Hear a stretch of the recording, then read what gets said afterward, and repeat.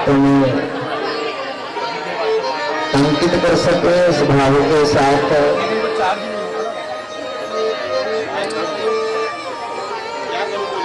इसलिए कथा में का अव्यवस्थित चित्ता नाम प्रसादों की भयंकरा।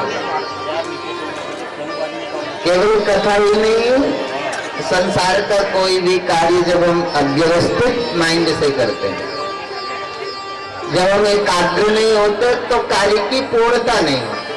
कार्य की पूर्णता है, फलश्रुति है। हम जितना एकाग्र होंगे, जितना गहरे होंगे, उतना ही हम परिणाम के समीप होंगे। हमारी तन्मयता किसी अनुष्ठान की फलश्रुति होती है, इसलिए हम एकाग्र हों। इसलिए किसी सत्संगी ने कहा, एक घड़ी आधी घड़ी आदि में पुनियान। ये नहीं है कि आपने जिंदगी भर कथा सुनी है, पर जिंदगी भर में कितने क्षण सुनी है। वो कौन सा क्षण था जब आप भगवान के स्वरूप में स्थित थे। अपने इस मनो में जगत में उतर के देखो, हमारा मन कब परमात्मा से एक ही भूत हुआ, कब एकात्मता को प्राप्त हुआ। ये मेरा चित्त, इसलिए नहीं हमने सारी जिंदगी कथा सुनी, मिला कुछ नहीं। हमारे जीवन से जो विषाद नहीं गया, हमारे जीवन से दुख नहीं गया, हमारे जीवन से जो असफलताओं का अकारण दुख मुझे घेर लेता है, अभी भी मैं उस दुख से मुक्त क्यों नहीं हुआ आज तक। मेरे द्वारा हजारों इस जगत के कार्यों का संपादन करते हुए भी मैं दुखी ही रहा। वो कारण क्या है? कारण है अव्यवस्थित चित्त। इसलिए हम जितनी देर, ये कहा एक घड़ी आधी घड़ी आदि में पुनिया। ये नहीं है कि आपने सारी जिंदगी सुनने की जरूरत नहीं है। एक क्षण भी यदि, भगवान शंकराचार्य तो ये कहते हैं क्षणम ब्रह्मा हमस्मीति या कुर्याद आत्मचिंतनम।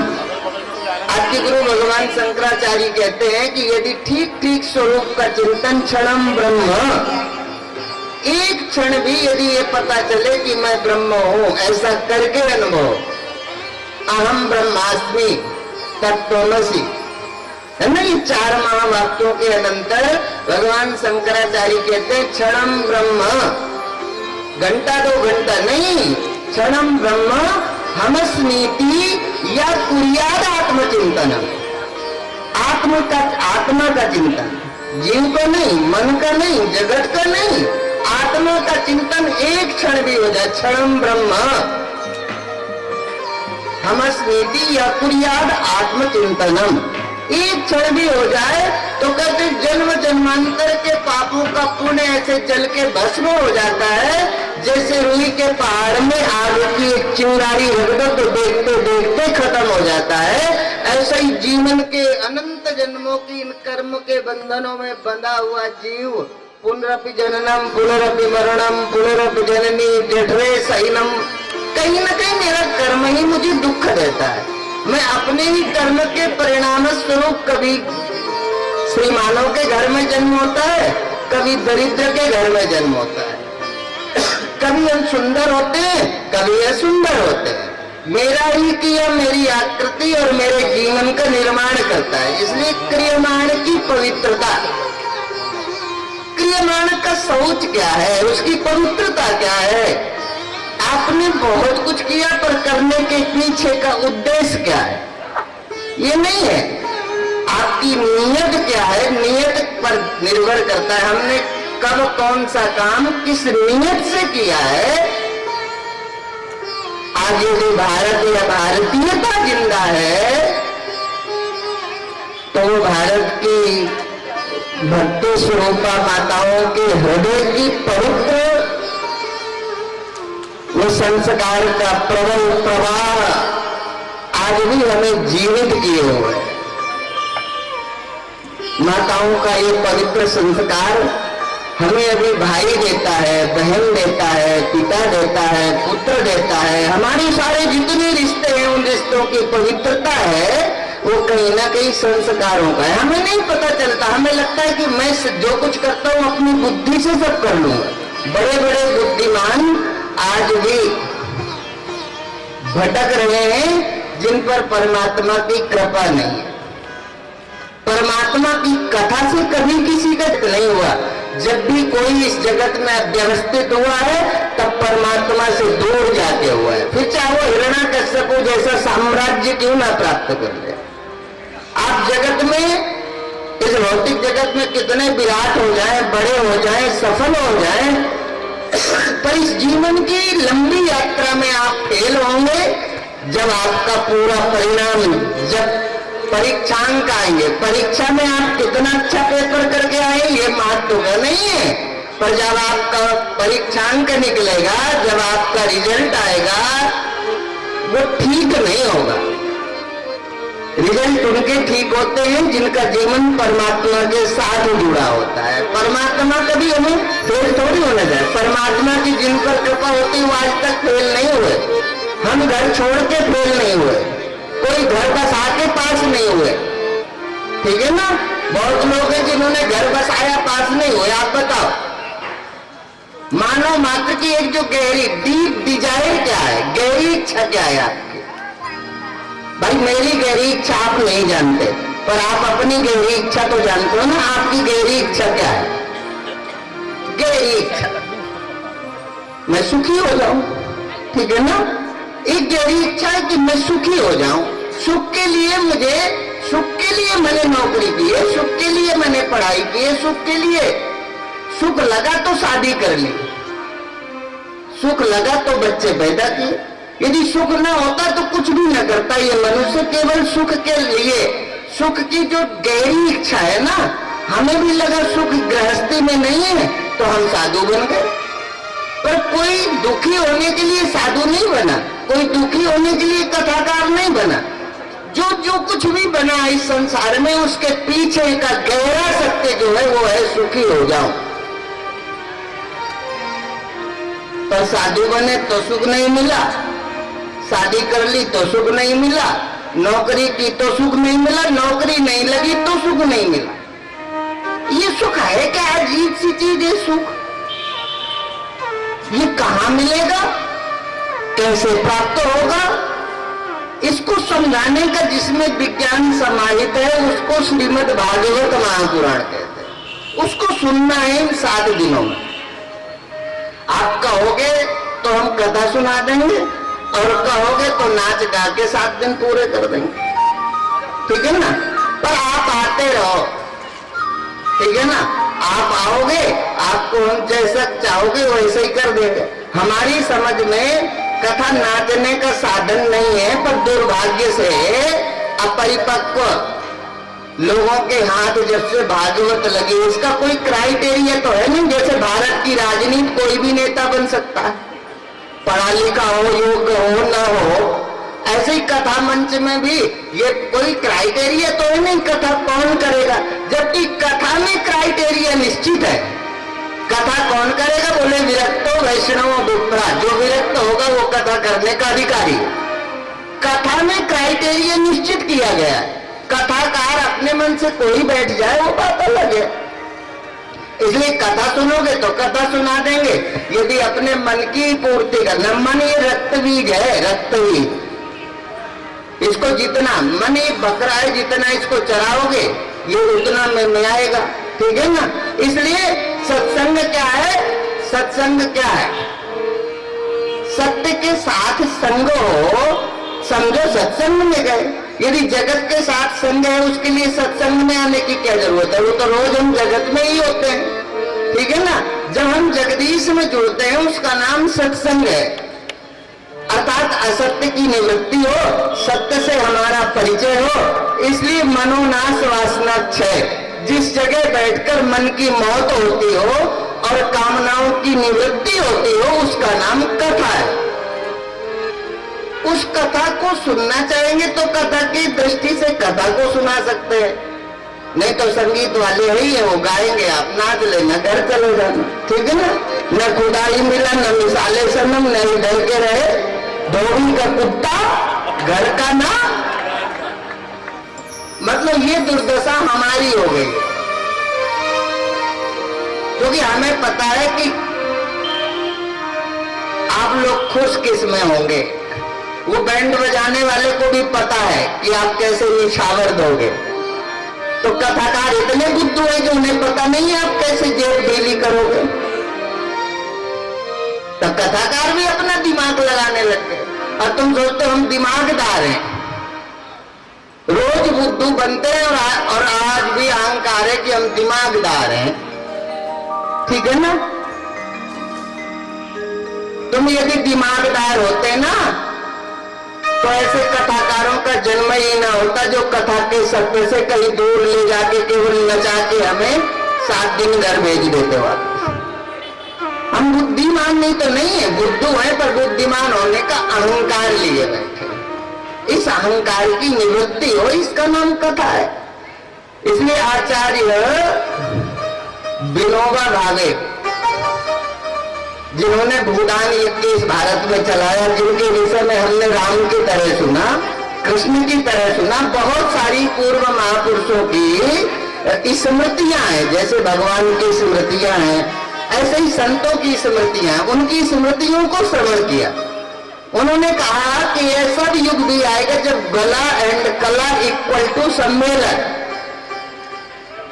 जब गला और कला ही सम्मेलन कहलाएगा।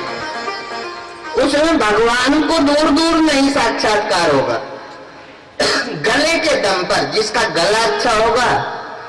अब हमें तो ये भी नहीं पता चलता कि कितने बीच में राधे राधे बोलना है, कब,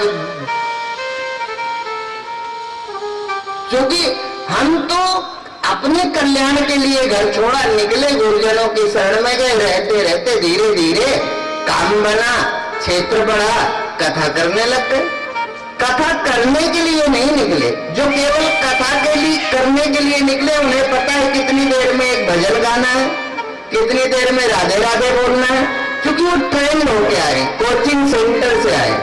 और कोचिंग सेंटर वाले, ठीक है ना, इसलिए कोचिंग सेंटर एक मतलब तैयार विषय, कोचिंग सेंटर से आए का मतलब एक तैयार विषय। जो कोचिंग सेंटर से नहीं आए, ऐसे ही कथा जिनके हृदय से निकली है, वो शास्त्र के सत्य को बोलते हैं, वो अपने जीवन से मिला के बोलते हैं, वो जीवन का अनुभव होता है, उस अनुभव को सुनना, उससे इस बुद्धि को, प्रज्ञा को, रितंभरा को बल मिलेगा। जब सामने खड़ी मौत मौत न लगेगी, वो बल कैसे पैदा हो इस प्रज्ञा में, रितंभरा में, कैसे वो सामर्थ्य पैदा हो जब मौत मौत न लगे। काल के माथे पग धरूं सदगुरु के उपदेश। वो कौन से गुरु हैं और कौन सा उपदेश है जिसके सहारे उस उपदेश की सीढ़ी बनाई और काल को पार कर गए और कहां पहुंच गए? त्रिकाल आबादित्वम सत्यत्वम। पर कथा में मन नहीं लगता, और मन ना लगे समझ लो कि अभी हमारे पूर्व जन्म के, वैसे 3 तरह के कर्म होते हैं, क्रियमाण कर्म, संचित कर्म और संचित प्रारब्ध कर्म। जो हम करते हैं वो कहीं खोता नहीं है, दिखाई न दे अलग बात है। दिखाई तो बहुत सारे बीज जमीन में पड़े होते हैं, दिखाई नहीं देते, अपनी अपनी ऋतु के अनुसार वो प्रकट हो जाते हैं, पहले नहीं दिखते। आपने देखा होगा ना, खरपतवार ये सारे और सारी चीजें अपने अपने समय में, बरसात में, अपनी अपनी ऋतुओं में उगाते हैं, उनके लिए कोई माली किसान नहीं लगा होता। ऐसे ही हमारे कर्म दिखाई नहीं देते, अलग विषय है, पर मेरे कर्म कहीं खत्म नहीं होते। जो मैंने किया है वो संचित हुआ, जो संचित है वही मेरा प्रारब्ध है। इसलिए जो मैंने किया, मेरे किए के अतिरिक्त मुझे और अलग से भगवान भी चाहे कि मैं इनको कुछ दे दूं तो नहीं दे सकता, मेरा किया ही मुझे मिलता है। इसलिए करते वक्त हमारे जीवन में पवित्रता हो, हम अवेयरनेस हो कि जो हम कर रहे हैं वो हमें ही काटना है, ठीक है ना। इसलिए उस सत्य को जानने के लिए, पर इसलिए का तुलसी पिछले पाप सो हरिचर्चा न हुआ। ये जो पुराने पाप होते हैं ना, वो हमें परमात्मा की कथा अच्छी नहीं लगती, वो मन को रुकने नहीं देते। वो कहते हो गया, चलो उठो चलते हैं, ये समझ लो, जहां परमात्मा की कथा में मन बैठने न दे तो समझ लो ये पूर्व जन्म के पापों का प्रवाह अभी तेज है, वो रुकने नहीं दे रहा। और कैसा वो नहीं कि आप जाके बाद में प्रैक्टिकल करना, इधर कहते जैसे जुड़ के बेगसो भोजन की रुचि जाए, जैसे बहुत दिनों का लगातार कई दिन बुखार जब रहता है ना, उसको पुरानी लोग आम भाषा में जड़ कहते थे, जो लगातार बिना टेम्परेचर बहुत कम पर लगातार बिना गैस के कई दिनों तक जब हमें टेम्परेचर रहता है उसको हम ज्वर कहते थे, ज्वर गांव की भाषा में। जैसे ज्वर के बेगसो, मतलब समझाने का अर्थ ये है कि आज आप उसको किस भाषा में बोलते हैं ये नहीं है, पर उसका प्रभाव जो बताना चाहते, वो कहते हैं लगातार रहे तो भोजन की रुचि जाए।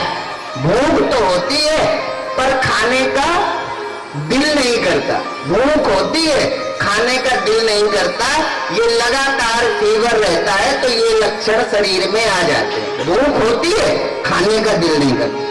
ऐसे ही हमें लगता है कि कथा होती है, ये होता है, हमें जाना चाहिए, भगवान का है, पर मन नहीं लगता थोड़ी देर बैठे चलो चले। आप जाकर के कितना, हाँ जरूर वो लोग जरूर जा सकते हैं जिनका कथा और जगत के दोनों कार्यों का तुलनात्मक दृष्टि कर लो कि यदि जाने से ज्यादा कोई बड़ा नुकसान हो रहा है रुकने से, तो जरूर उठ के चले जाओ। जगत है और हम जगत में रहते हैं, तो जगत के कार्यों के साथ भी हमारा उतना ही दायित्व है।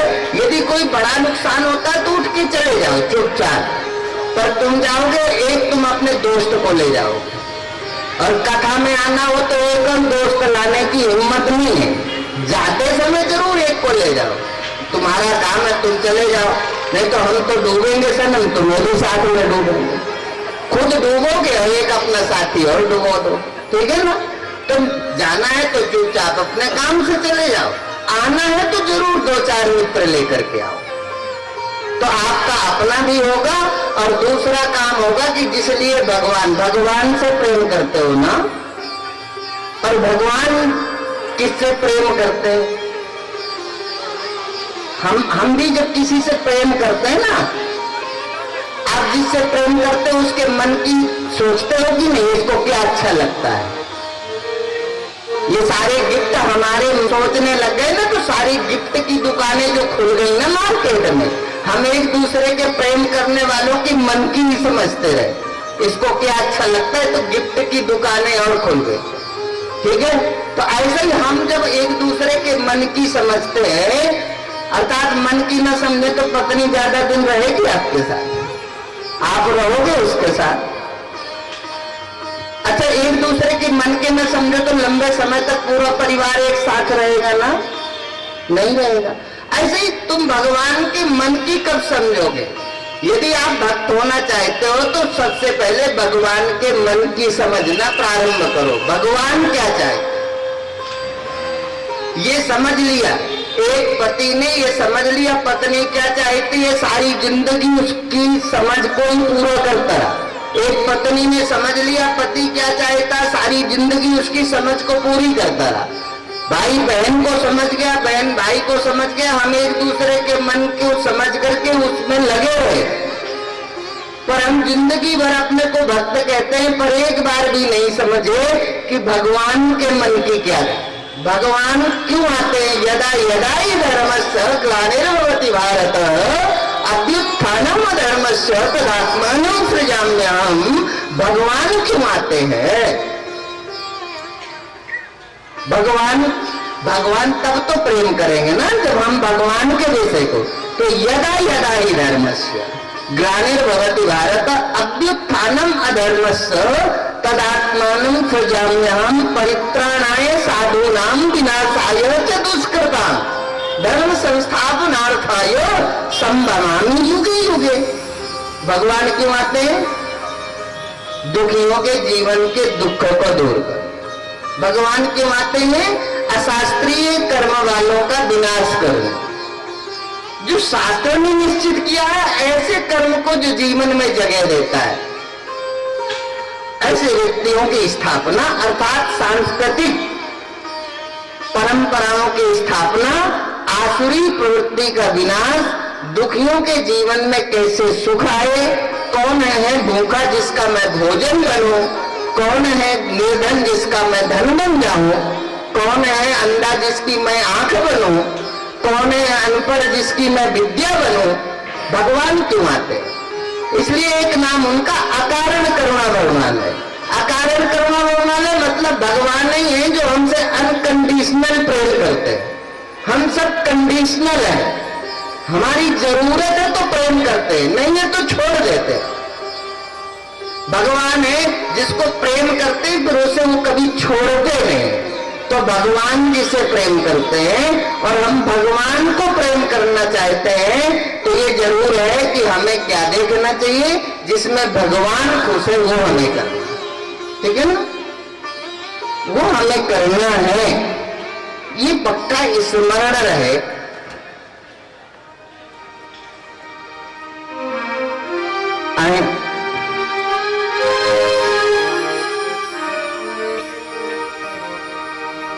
एक एक दो श्लोक में भगवान का स्मरण करते हैं, जिसको हम परंपरा में मंगलाचरण बोलते हैं। मंगलाचरण के साथ दो बार प्रभु नाम संकीर्तन कर पश्चात आज के महात्मा में प्रवेश होगा।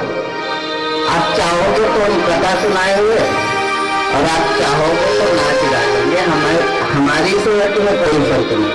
पर हम सोचते हैं इतना खर्च होता है तो थोड़ा समझ भी विकसित हो, थोड़ा जाने भी, इस ब्लाइंड फेथ से, इस अंधविश्वास से मुक्त होकर स्वयं को जानने का प्रयत्न करें, जिसको जान लेने के बाद इस जगत में फिर कुछ जानना शेष नहीं होता। हम उसको देखें इस बुद्धि की आंख से, जिसको देख लेने के बाद जगत में कुछ देखना शेष नहीं होता। इसलिए बहुत सारे साधु है जो जीवन भर जंगल में रह लेते हैं, इधर उधर रह लेते हैं, उन्हें जगत का आकर्षण आकृष्ट ही नहीं करता। जगत का आकर्षण आकृष्ट नहीं करता। आकृष्ट करता अपनी ओर नहीं खींचता, वो जहां है वही सुखी रहते हैं, ठीक है ना। इसलिए आए हम भी ऐसे परम सत्य को जाने, जिसको जान लेने के बाद फिर जगत की कोई भी वस्तु हमें अपनी ओर नहीं खींचती। हम स्वयं इच्छा के अनुसार, जरूरत के अनुसार हम वस्तु और पदार्थ को समार्जित करते हैं, उसका उपयोग करते हैं और उपयोगिता के अनुसार हम संसार को इकट्ठा करते हैं। वो कोई मेरी कामना नहीं होती। कामना और उपयोगिता में अंतर है। देखने में समझ नहीं आएगा, देखने में आप और किसी ब्रह्मज्ञानी, आप और भगवान भी रहते हो ना, तो बहुत सारे मूर्ख है जो कहते हैं कि भगवान भी तो हमारी तरह ही तो रहते, हमारी तरह ही तो गाड़ी और संसार है, हमारी तरह तो सब कुछ है।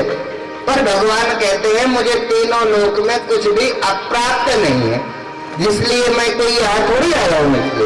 इसलिए भगवान जिन पर कृपा करते हैं वो भगवान की कथा कर पाते हैं।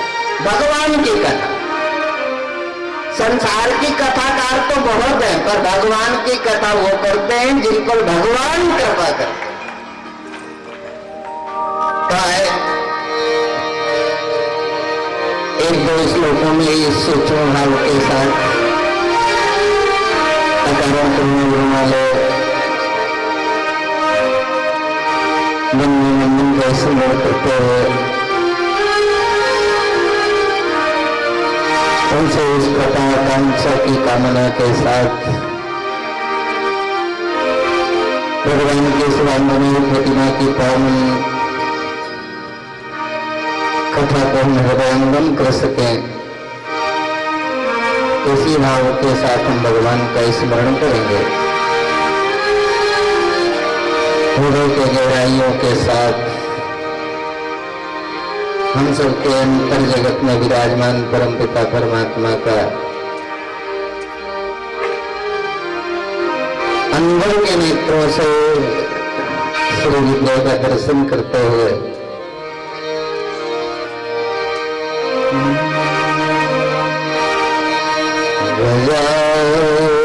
गजाननं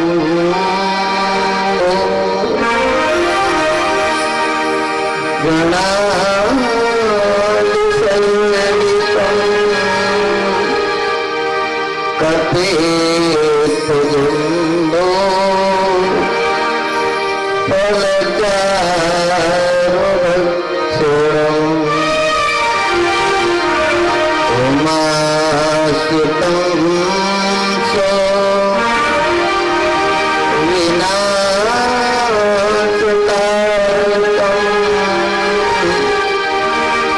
नमामि वीरेश्वरपादपङ्कजम् गुरुर्ब्रह्मा गुरुर्विष्णु गुरुर्देवो महेश्वरः गुरु साक्षात् परब्रह्म तस्मै श्री गुरवे नमः मनोजवम् रक्ततुल्यवेगम्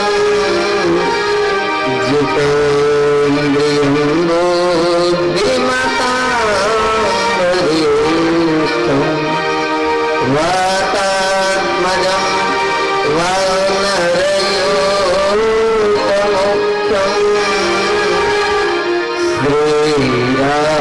श्रीरामदूतं शरणं प्रपद्ये सच्चिदानन्दरूपाय विश्वोत्पत्त्यादिहेतवे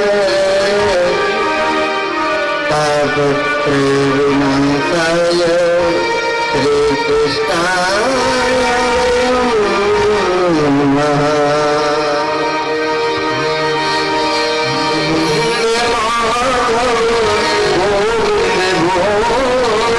केशव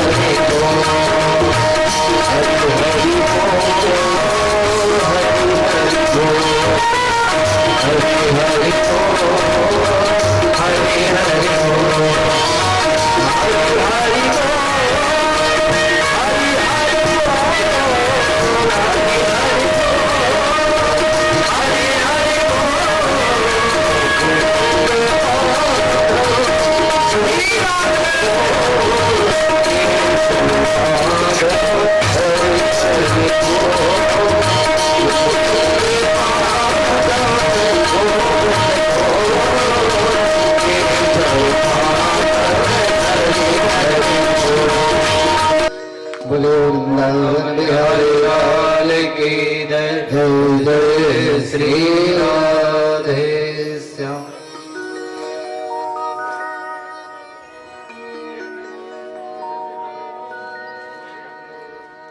आज सभी मातृशक्ति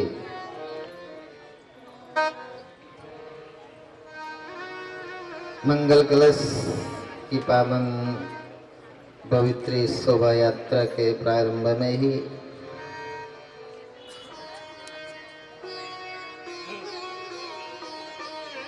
आकर के सम्मिलित तो हुई।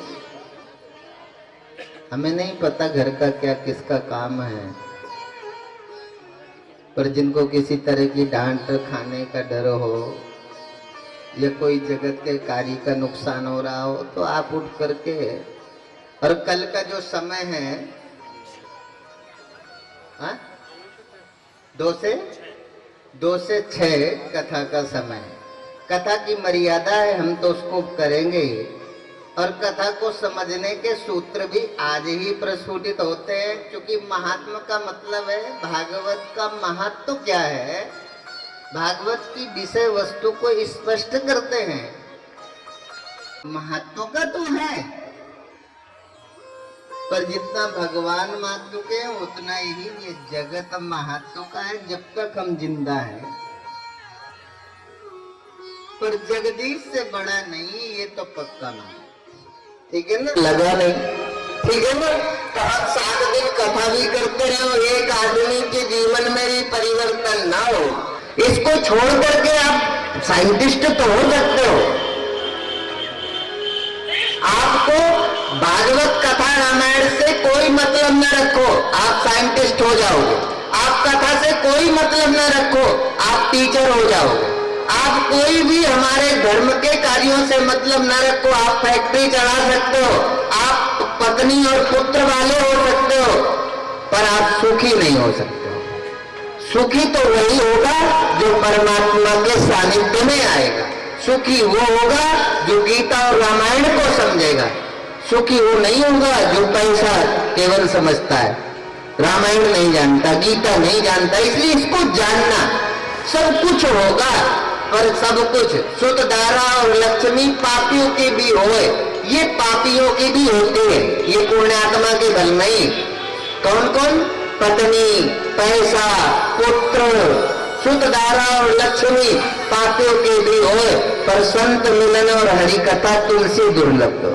संत का मिलना और ऐसा संत जो केवल परमात्मा की कथा करता हो, विरक्त वैष्णव विप्रा, ऐसा विरक्त वक्ता हो जिसको भागवत ने समर्थन किया।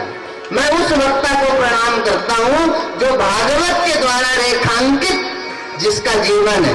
भागवत ने जैसे वक्ता का प्रतिपादन किया है, यदि ऐसा कोई वक्ता है तो मैं उसके चरणों में अपना शीश नवा। ऐसा वक्ता जैसा भागवत कहती, मैं उन संतों का दास हूं जिन्होंने मन मान लिया। मैं उन संतों का दास नहीं हूं, इसलिए मैं श्रुति प्रतिपाद्य संत का शिष्य हूं। मैं उस संत का शिष्य हूं जिसको गीता ने, जिस जीवन को गीता ने संत माना है, जिस जीवन को रामायण ने संत माना है, जिस जीवन को मानस ने संत माना है, जिस जीवन को मेरी संस्कृति ने संत माना है, मैं उस साधु का शिष्य हूं, उस संत का शिष्य हूं। इसलिए मुझे स्वयं में गौरव है कि मैं एक ऐसे ब्रह्मज्ञानी महापुरुष का शिष्य हूं जो सुंदरा में किसी दूसरे के सहारे की जरूरत नहीं है, जो वेदांत के अद्वैत सिद्धांत को नास्तिक से नास्तिक के मन में बिठा देने का जिनकी विटंबना में सामर्थ्य है, मैं ऐसे युग पुरुष का शिष्य हूं। और मैं कामना करता हूं सुबह शाम उठते कि गुरुदेव वो प्रज्ञा दीजिए, वो बुद्धि का प्रतिपादन कीजिए जिससे हम इस जगत में जब जाएं तो हमारी स्मृतियां, आपको नहीं पता ये स्मृतियां कैसे रहती है। एक छोटा सा एक गरीब सुदामा देखो ना, बड़े बड़े ज्ञानियों की वाणी का आभूषण बने। गरीब सुदामा, एक छोटी सी गिलहरी राम सेतु में कण डालती है और आज भी जिंदा है। अर्थात जिसको तुम मौत मानते हो ना, मरते तो हम उस दिन है जिस दिन हमें कोई याद करने वाला नहीं होता। जीवन मिलना भाग्य की बात है, मृत्यु होना समय की बात है, पर मृत्यु के बाद भी लोगों के दिलों में अपनी स्मृतियों को जीवित रखना, ये तो केवल कर्मों की बात है। लोगों के दिलों में जीवित रहना ये महत्व का है। एक दिन ना रहेंगे, गिलहरी नहीं है, तब भी आज ज्ञानियों के वाणी का आभूषण बनी हुई है। आज सुदामा बहुत रईस नहीं थे, वो कोई धीरू भाई अंबानी की तरह पैसे वाले नहीं थे जो उनकी कोई याद करता था। वो कोई भारत के प्राइम मिनिस्टर भी नहीं थे। कितने प्राइम मिनिस्टर मर गए आपको याद नहीं होगा। आपको पूछ रहे हैं कि भारत के कुल कितने प्राइम मिनिस्टर रहे तो नहीं पता चलेगा, पर सुदामा भागवत में थे, ये बच्चे बच्चे को पता है। आपको लगता है जैसे बड़े हो जाएंगे तो कोई आप न मरोगे, बड़े होके तो रोज मरते देखे हैं, पर जो भगवान के साथ जुड़ गए हैं उनकी कभी मौत नहीं होती। भगवान के साथ जुड़ना, तो ये ऐसे घरों के व्यवहार को, तीर्थों के जीवन को, सबको देख करके दुखी हुए और मां कालिंदी के पावन तट पर आए तो वहां भी विचित्र सही देखा देवर्षि नारद, और देखा कि भाई कलिदावा नलिनाट्यम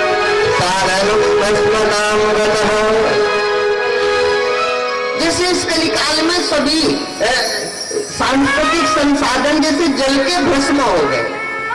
नहीं माने तो कुल अनुजा तनुजा, केवल हमारा व्यवहार केवल स्वार्थ सिद्धि तक रह गया। हम कृतज्ञ हो गए, कृतज्ञ नहीं रहे। पहले लोग जीवन भर याद करते थे, कोई हमारे साथ थोड़ा सा भी अच्छा कर देता था ना तो लोग जीवन भर याद करते थे कि उसने हमारे फला समय में हमारे साथ ये किया, याद रखते थे। अब बड़े बड़े सहयोग को भी हम एक क्षण में भूल जाते हैं। हम कृतज्ञ हो गए और कृतज्ञ इस तरह से हो गए। और जो कालिंदी के पावन तट पर एक स्त्री के गोद में लेटे हुए दो वृद्धों को देखा, यत्फलम नास्ति तपसा ना योगी में समा।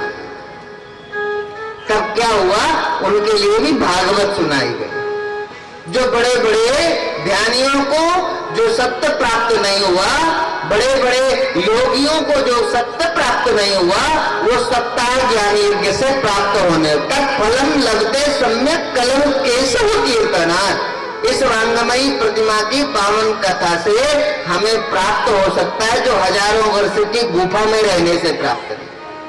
पर कथा सुनाने वाला ठीक ठाक हो और सुनने की इच्छा हो, गहरी इच्छा हो, सच्ची चाह हो ना तो राह मिल जाती है। यदि राह मिल जाती है किसको, जिसको चाह होती है, चाह हो तो राह मिल जाती है। और नहीं तो क्या है, ऐसा भी जीवन आएगा। अब देखो भागवत में हमारा नहीं है, हम जब किसी भागवतकार पर कहेंगे तो आपको लगेगा जैसे हम निंदा करते। भागवत में पहले से लिखा है कि वो समय आने वाला है जब विप्र भागवती वार्ता जने जने। भागवत का ऐसा भी दिन आएगा, विप्र भागवती वार्ता ये जने जने कारिता कड़लो न कथा सारस तथोगता। कथा का सार क्यों नष्ट हो गया, जब आचार्यों ने थोड़े थोड़े पैसे के लिए घर घर में जाकर के कथा सुनाना प्रारंभ किया। थोड़े थोड़े से पैसे के लिए, पैसे को दृष्टिगत रख के दामोदर बैठे रहे, दाम करे सबका। दामोदर तो मंदिर में हो गए, दाम जब सर्वोपरि बुद्धि में चढ़ करके नृत्य करने लगा तब कथा का सत्य वाणी से गायब हो गया। ऐसा भी युग आएगा, ये भागवत में कहा, हम किसी की निंदा नहीं करते, ये भागवत में कहा कि ऐसा भी दिन आएगा जब विप्र भागवती बात। बड़े बड़े इंटरनेशनल कथाकार तुम्हें बुलाना हो, 10-20 करोड़ का पैकेज रखो तो अकेले कथा सुना जाएंगे आपके बेडरूम में, ठीक है। और यदि ऐसा ना होता तो ये भागवत में व्यास जी न लिखते, ये मेरा लिखा नहीं है, न मेरे पिताजी ने लिखा, ठीक है ना। ये भागवत का वो सत्य है जिसको मानो न मानो पर इनकार नहीं कर सकते।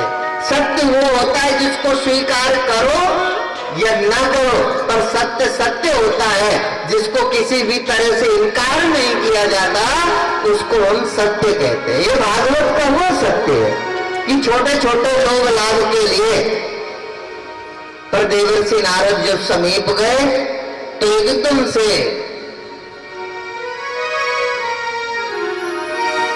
जैसे वो कालिंदी के तटस्थ बैठी हुई वो महिला के जीवन का दुख ही दूर हो गया, दुख से मुक्त हुई। पर देवर्षि नारद ने देखा ये सुंदर सुंदर स्त्रियां बैठी है, मेरा यहाँ क्या काम है, तो वो धीरे से वापस हो लिए और उन्होंने बिना जाने कौतूहल बस देखा तो कोई वृद्ध गोद में लेटे हैं, पर जितनी भी मात्र शक्तियां वो बहुत सुंदर काया से अभिभूत हैं और उस सुंदरता से भरी हुई मात्र शक्तियों को दर्शन तो किया पर वापस हो लिए, परिचय था नहीं। जब वापस हुए तो भक्ति महारानी के हृदय में दुख प्रकट हुआ, तो उन्होंने कहा भोगो साधो क्षणम तिष्ठ मच्चिंतमपि नाशयम् दर्शनं तव लोकस्य सर्वथा विहरम्। तो जब देवर्षि नारद वापस जाने लगे तो पीछे से आवाज लगाई और क्या कहा, बोले भोगो साधो क्षणम तिष्ठ। बोले महात्मा जी थोड़ी देर और रुक जाओ, महात्मा जी ने सुना कि कोई माता मुझे क्यों बुला रही है, उसे मुड़ करके देखा तो कह रही थी, भो साधु क्षणतिष्ठ मच्चिंता विनाशय, थोड़ी देर और रुक जाओ, आपका आगमन हुआ तो जैसे मेरे जन्म जन्मांतर का दुख दूर हो गया, आप आए तो दुख दूर हो गया। अर्थात साधु कौन, गुरु कौन, जिसके आने से मन का संताप दूर होता है, बुद्धि में पैदा होने वाला दुख दूर भगने लगता है। जैसे दीपक जलाओ ना तो धीरे धीरे जैसे जैसे दीपक बढ़ता जाता है अंधेला उतना ही दूर जाता है, ठीक है ना। जितनी रोशनी बढ़ाते जाओ अंधेला उतना दूर जाता है। तो जितना अच्छा साधु होगा उसकी समीपता उतनी ही जल्दी जल्दी आपको दुख से दूर करती जाएगी।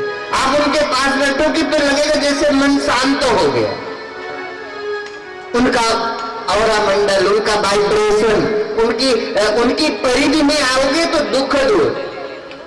वो भक्ति की महारानी कितने दिनों से दुखी थी, अपने बच्चों को असमय पर वृद्ध होते देखा तो दुखी थी। अब दुखी थी तो बैठी थी, पर जब देवर्षि नारद की समीपता हुई तो दुख गया।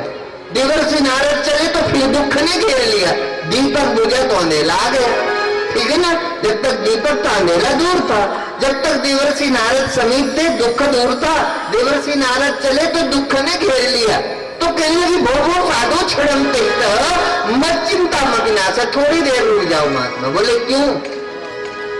मेरा आपका कोई परिचय नहीं है, आप कहाँ रहते हो, कहाँ से आए हो, आप हो कौन? आप मेरे कोई अकारण ऐसे आवाज देकर के रोक लेना चाहे तो मैं क्यों रुकूंगा, मेरा आपसे कोई परिचय नहीं है, आप हो कौन? तो पूछने लगे तो उन्होंने कहा, भाई बताया परिचय। बोले, उत्पन्न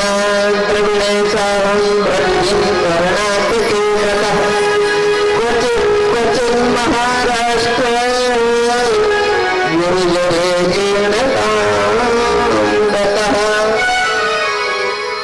बोले क्या होगा?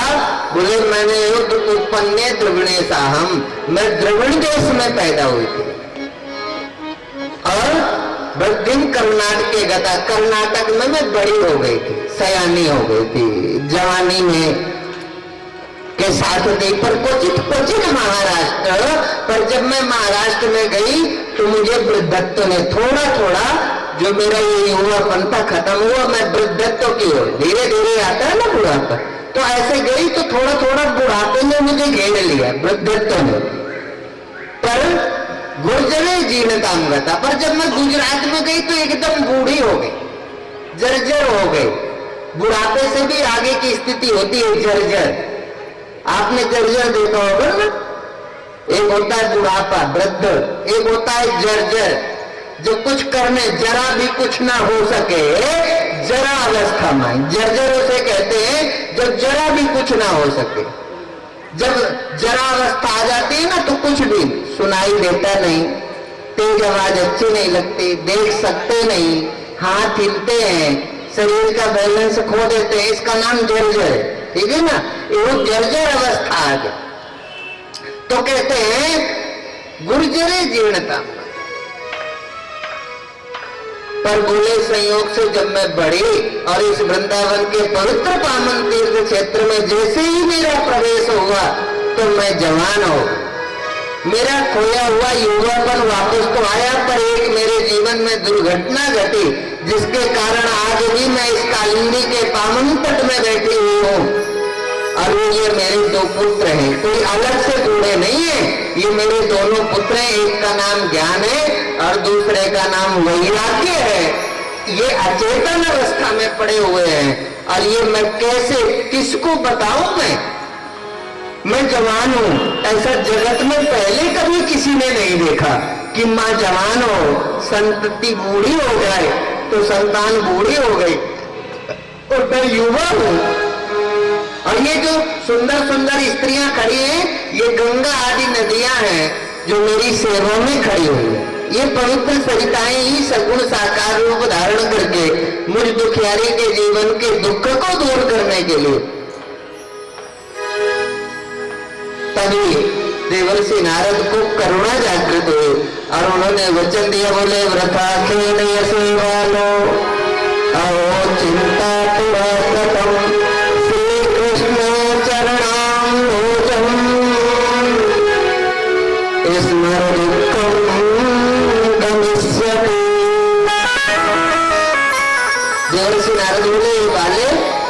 खेद मत करो, तुम अब चिंता से मुक्त हो जाओ, इस चिंता से व्याकुल मत होना, भगवान के चरणों का स्मरण करो और भगवान कृष्ण के चरणारविंदों का स्मरण ही तुम्हें इस दुख के सागर से मुक्त करेगा।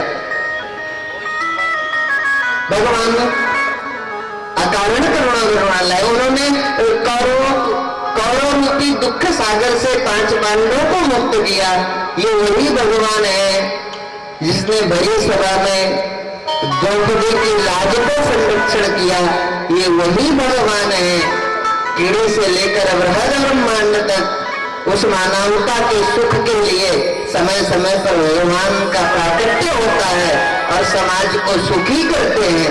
ऐसे अकारण करुणा करुणालय का स्मरण करो।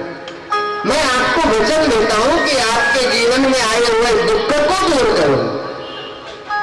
बोले कलो भक्ति भक्त्या कृष्णा पुरस्कृता। कंसूट जी महाराज सौनका जी 88,000 महर्षियों को इस भागवत के महात्मा को सुनाते हुए उनके चित्त को प्रफुल्लित करते हैं, प्रसन्न करते हैं और वो कहते हैं, तब देवर्षि नारद ने प्रयत्न प्रारंभ किया और वेद वेदांत घोष गीता पाठ और भक्ति महारानी की गोद में पड़े हुए बालकों के कान में लगे और वेद वेदांत घोष गीता पाठे मुर्मु। उन्होंने बार बार गीता और वेद का उच्चारण किया, पाठ किया कि इससे, पर उनमें क्या है, थोड़े देर के लिए चेतनता आई, फिर वो अचेतन हो गए। बोले ज्ञान प्रबुद्धता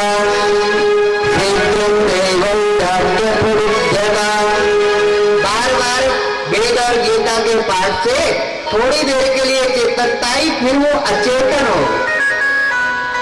जब वो सफल नहीं हुए तब देवर्षि नारद को चिंता हुई, वो चिंता से एकदम व्याकुल हो गए और उन्होंने सोचा मैं क्या करूं। तभी आकाशवाणी हुई कि तुम सत्कर्म करो।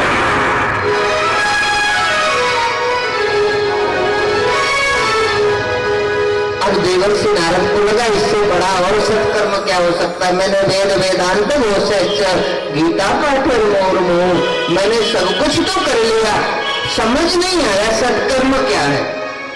तो बद्रिका आश्रम की ओर निकल पड़े और बद्रिका आश्रम में गए और उन ज्ञान वैराग्य के दुख को दूर करने के लिए नैमित्तिक तप करने लगे। तप करने का विचार किया कि उसी क्षण सामने से सनकादि ऋषियों का आगमन हुआ।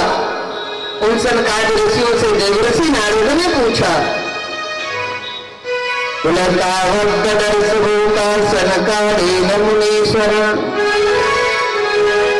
देवर्षि नारद ने प्रणाम किया और वो आकाशवाणी से प्राप्त शब्दों को पूछा। सनकादि ऋषियों से कहा, ये ऐसी ऐसी आकाशवाणी हुई, इसका क्या करें, क्योंकि उन्होंने तो कहा सत्कर्म। तब सनकादि ऋषियों ने कहा सत्कर्म सोचको ज्ञान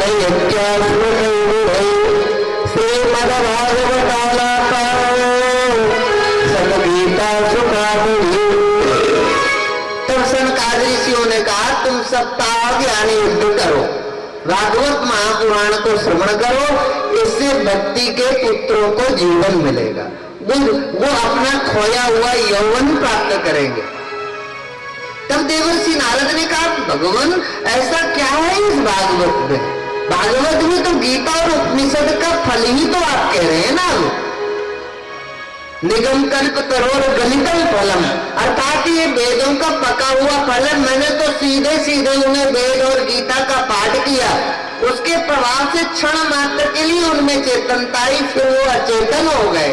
फिर ऐसा क्या है इस भागवत में जिसके श्रवण से ये अपने खोए हुए यौवन को प्राप्त करेंगे? इसमें कौन सी ऐसी सामर्थ्य? तब सनकादि ऋषियों ने कहा, भाई ये वो सत्य है जिसको आप थोड़ा सा, आप कोई आम का फल खाना चाहें तो सीधे वृक्ष में लग करके खाएंगे तो बहुत नहीं खा सकते, उसका स्वाद नहीं मिलेगा आम्रफल का। पर आप यदि फसल का इंतजार करते हैं, उस मौसम का इंतजार करते हैं जब फल लगता है, पक करके जब वो नीचे गिरता है, तो उस फल को खाने से जो आम्र के फल का स्वाद मिलेगा, रस का स्वाद मिलेगा, वो पेड़ से नहीं मिलेगा। जबकि पेड़ के बिना कोई फल नहीं होता, पर फल जैसा स्वाद पेड़ में नहीं होता। ऐसे ही सीधे गीता और उपनिषद और भागवत जो तुमने सुनाई है, उससे ज्ञान वैराग्य की मुक्ति नहीं होगी। ज्ञान वैराग्य को तो पका हुआ फल चाहिए जिसमें रस ही रस है। निगम कल्प तरोल गलितम फलम सुख मुखाद मृत द्रव संयुतम पिबत भागवतम रसमालयम मोरहो रसिका भूभावता। आपको तो सीधे इन्हें रस पिलाना होगा। वो फल है भागवत, जिसमें न तो छिलका है न अठुली है, कुछ भी त्याज्यान से नहीं है, छोड़ा नहीं जा सकता। ये सत्य है कि वो भागवत गीता उपनिषद का पका हुआ फल तो है, पर इसमें त्याज्यान से नहीं है, छोड़ने लायक कोई रस ही रस है। और इसको जब पिलाओगे तो ये निश्चित रूप से आपके ज्ञान और वैराग्य जो वृद्धत्व को असमय पर प्राप्त हुए हैं, अपने उस यौवन को प्राप्त करेंगे। ऐसा इसलिए सत्कर्म वो है। सत्कर्म क्या है? तो बोले सत्कर्म इसी का नाम है। सत्कर्म का मतलब है सत्य के साथ जिसको श्रवण करने से हमारा संबंध उस सत्य के साथ एकात्मता को प्राप्त होता है, ये सत्कर्म है। सत्कर्म है भगवान से एकीभूत होना। सत्कर्म है भगवान के साथ मिल जाना। और शुभ कर्म है उससे अलग। शुभ कर्म है मंदिर बना लो, यज्ञशालाओं का निर्माण कर लो, यज्ञ कर लो, दान दे दो, ये सब शुभ कर्म है। सत्कर्म है परमात्मा को जानने की इच्छा। सत्कर्म है परमात्मा का अपरोक्ष होना। और सब कुछ शुभ कर्म है। इसलिए उस सत्कर्म के लिए क्या करो? बोले सदा सेव्य श्रीमद् भागवती कथा श्रवण मात्रेण हरिश्चित्तं समाश्रये। जब भागवत प्रारंभ हुई, उस भागवत के समापन के क्षणों में भक्ति महारानी अपने पुत्र ज्ञान और वैराग्य को लेकर के प्रकट हो गए।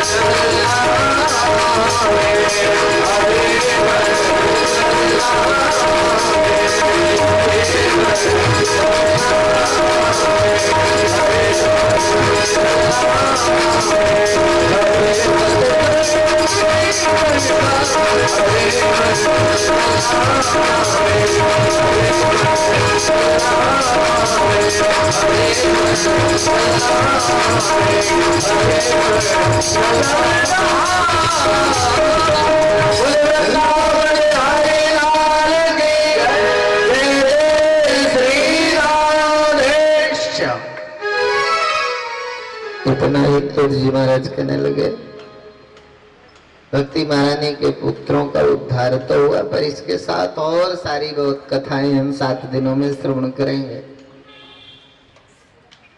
जिनकी वृत्ति संसाराकारित है, जो केवल जगत देखते हैं, उनकी क्या गति हुई है। जो जगत में रहते हुए जगदीश को देखते हैं, वो कैसी गति को प्राप्त हुए। अनेक तरह की कथाओं का, कथाएं तो वैसे भी 3 तरह से कही जाती है। कथा का एक अंश है रोचक, दूसरा है भयानक, और तीसरा है यथार्थ। यथार्थ खोता जा रहा है, रोचक और भयानक ज्यादा हो गई है कथाएं, यथार्थ खो रहा है, वो अलग विषय है। पर यथार्थ उसी को कहते हैं जो हमें सत्य से परिचय कराता। तो बोले इतना नहीं थोड़ी इस कथा का महत्व, तो कथा के महात्मा को कैसे विस्तार दिया सूत जी महाराज ने। सौनकादि 88,000 महर्षियों के हृदय में भगवत विश्वास दृढ़ हो, तो उन्होंने कहा इतना ही नहीं। जब भक्ति महारानी अपने पुत्रों के साथ उस सभा मंडप में प्रकट हुई, तो अद्भुत स्थिति पैदा हुई, और वहां बैठे उपस्थित सभासदों ने देह गेहात्म विस्मृति, जैसे भगवान की कथा में देह गे की सुध ही नहीं रही। अभी तो हम कथा में बैठ के दुकान की याद हमें है, बच्चे की याद हमें है, कोई कीमती चीज यदि चप्पल बाहर उतार के आए तो कथा में 3 बार चप्पल याद आ रही है कि कोई पहन न जाए। भाई उतना ही लेके आओ ना जिससे आपका मन बाहर न जाए। कोई टूटी फूटी पुरानी चप्पल हो कोई न ले जाएगा, बहुत महंगे गहने आभूषण पहन के ना हो तो कोई आरती में चैन न काटेगा, और यहाँ पहन के भी आ जाओ तो हमारे को देखने में क्या फर्क पड़ता है।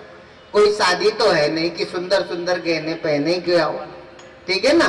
तो साधारण से कपड़े, साधारण से वस्त्र, है ना। सादा जीवन उच्च विचार, अर्थात जीवन सादा हो, विचारों की ऊंचाई हो, विचारों की पवित्रता हो, उसकी ऊंचाई हो, तो मैं कोई घाटा दे ही नहीं सकेगा। तो कम से कम कीमती चीजों को पहन के आओ, नहीं तो पता चला 6 दिन तक तो कथा सुनी और 7वें दिन भीड़ में किसी ने चैन मार दी, तो 7 दिन में जो चैन मिली थी वो चैन के साथ चली गई, है ना। थोड़ा ही सा तो अंतर है, चैन चैन, है ना, एक मात्रा का तो अंतर है। गई तो सब चैन चली गई, है ना। इसलिए ऐसा करके आओ, ऐसा हमेशा ध्यान रखो। तो भागवत का महात्मा क्या है? बोले भागवत का इतना ही नहीं है, बोले ये मानवा पाप कृतस्तु सर्वदा सदा दुराचार रता विमार्ग क्रोधाग्नि दग्धा कुटिलाश्च कामिना सप्ताय यज्ञेन कलौ पुनन्ति ते। इतना ही थोड़ी हुआ है। बोले ये मानवा पाप कृतस्तु सर्वदा, भागवत का सामर्थ्य तो मैं कहां तक सुनाऊं आपको। सूत जी महाराज कहने लगे भागवत में वह सामर्थ्य है जिस मानव ने जीवन में कभी एक अच्छा काम न किया हो। ये मानवा पाप कृतस्तु सर्वदा, अच्छा तो किया ही नहीं पर रात दिन बुरे कर्मों को ही किया हो। एक होता है ना अच्छा नहीं किया तो बुरा भी नहीं किया, न्यूट्रल है, बीच में है, ठीक है ना। कुछ कहते ऐसा नहीं, अच्छा तो किया ही नहीं पर बुरे कर्म से जिसने एक क्षण भी अपने को दूर नहीं किया, बुरे कर्म में आकंठ जो डूबा रहा, और क्या कहते हैं सर्वदा सदा दुराचार रता विमार्गा, मतलब जिसने सदा दुराचार में ही अपने जीवन को लगाया, एक क्षण भी उस दुराचार से मुक्त न हुआ। क्रोधाग्नि दग्धा कुटिलाश्च कामिना, जो क्रोध की अग्नि में, ईर्ष्या के, द्वेष की अग्नि में जो सदैव जिनका चित्त जलता रहता है, ईर्ष्या द्वेष की अग्नि में जो सदैव जलते रहते हैं। कुटिलास्य कामना, जिसका हृदय कुटिल है, जो कामी है, सप्ताह यज्ञ कलौ पुनन्ति थे, पर यदि वो श्रद्धा से सप्ताह ज्ञान यज्ञ को यदि श्रवण कर लेता है तो ऐसा भयंकर पापी भी मुक्त हो जाता है। ऐसा भयंकर पापी भी भगवान की करुणा से मुक्त हो जाता है। और कैसे सुनना, देह गेहात्म विस्मृति। वो तो यहाँ ऐसा आप सुनते नहीं हो ना, और यदि ऐसा आप सुनते होते, जेब कतरे को पता होता कि देह गे की सुध भूल जाती है कथा सुनने में, तो अभी वो सबकी चैन काट ले जाएगा। पर आप अभी इतना एकाग्र तो आप होते नहीं हो, ठीक है ना, इसलिए बेचारा इंतजार करता है जब भीड़ हो।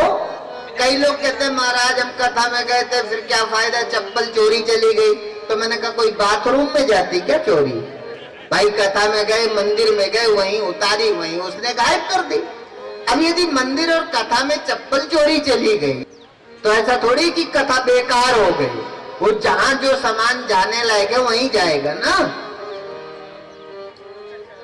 तो कहते हैं पंचोग्र पापा छल छद्म कारिणा क्रूरा पिशाचा इव निर्दयाश्च ब्रह्मा स्वपुष्टा व्यभिचार कारिणा सप्ताह यज्ञेन कलौ पुनन्ति। 5 तरह के महापाप हैं हमारे जीवन में, और वो 5 महापाप कौन कौन से पता है ना? 5 महापाप तो पता होंगे। हाँ, इसीलिए तो कहते हैं 5 महापाप। अब जब हमें 5 महापाप पता नहीं है तो हमें बचाएगा कौन? और हमने कभी सुनने का प्रयत्न नहीं किया, हम तो वहां चले गए। भाई वैसे खंडन नहीं है, तुम बाबा श्याम के कीर्तन में गए, ये भी बधाई के पात्र हो। नाना मामा से काना मामा, एक होता है कि मामा है ही नहीं, और एक है कि मामा तो है पर एक आंख नहीं है, ठीक है ना। तो मामा, जिसके मामा नहीं है वो आदमी से तो वो अच्छा है ना जिसके पास एक आंख का मामा है। उन लोगों से तो वो अच्छे हैं जो कम से कम खाटू श्याम में जाके जागरण तो करते हैं, भजन तो करते हैं, किसी तरह से तो भगवान का स्मरण करते हैं। पर कहते हैं इतना ही काफी नहीं है, उसको समझना भी पड़ेगा। बिना साधने ज्ञानान्वित न मुक्ति, बिना भगवान को जाने मुक्त नहीं हो सकते। भक्ति का सुख होगा पर मुक्ति तो उसके समझ से पैदा होगी। इसलिए 5 तरह के महापाप हैं, जब हमें पता ही नहीं तो बचेंगे कैसे? तो कहते हैं ब्रह्मग्नश्चैव गोग्नश्च। 5 कौन से पाप हैं? बोले एक तो है ब्रह्मघाती, ठीक है, और दूसरा है गौघाती, गाय को मारने वाला। तीसरा जो पाप है स्वर्णस्तेही, सोना की चोरी करने वाला। पर बेचारे जेब कतरे को पता नहीं कि एक तरह का ये पाप महापाप है। पाप ही नहीं है, ये महापाप है, पर उसे लगता है कि इससे मेरी रोजी रोटी चल रही, ठीक है ना। पर जब मद्यपान करना, ये चौथा पाप है। 4 पाप हो गए। कौन कौन? ब्रह्म हत्या, गौ हत्या। ब्रह्म हत्या माने, ब्रह्म हत्या का मतलब केवल ब्राह्मण से नहीं, ठीक है ना, रावण आदि जैसे आचरण से सने जीवन का नाम। ब्रह्म हत्या का मतलब जो गुरु है, जो सचमुच वैष्णव है, जो भगवत भक्त है, जो सचमुच ब्राह्मण है, द्विज है, ऐसे लोगों की हत्या, ये ब्रह्म हत्या है। और गोग्नश्च, गाय की हत्या, और सोना चोरी करना, और मदिरा पान करना। जो मदिरा आज हमारा वैज्ञानिक धरातल पर स्टैंडर्ड बन गया है, ये एक महापाप में आता है। और 5वां महापाप तो लोग बताते बताते भूल जाते हैं, क्योंकि 5वां महापाप है इन सबका साथ करने वाला महापाप। 5वां कोई ऐसा महापाप नहीं है गौ हत्या की तरह। 5वां महापाप कौन है? बोले जो इनका संग करता है। इस तरह के 5 महापापों से अपने जीवन को बचाना, ये ऐसे ऐसे 5 महापापों से डूबे हुए जीवन को भी उद्धारित कर देते हैं भगवान, जो उनका कथा सुनते हैं, जो उनकी समीपता का अनुभव करते हैं। और कहते इतना ही नहीं, देवर्षि नारद, मैं तुम्हें एक और कथा सुनाता हूँ। बोले तुंगभद्रा तटे पूर्वं भूतभक्तनमुत्तमं यत्र वर्णा स्वधर्मेण सत्य सत्कर्म तत्पर।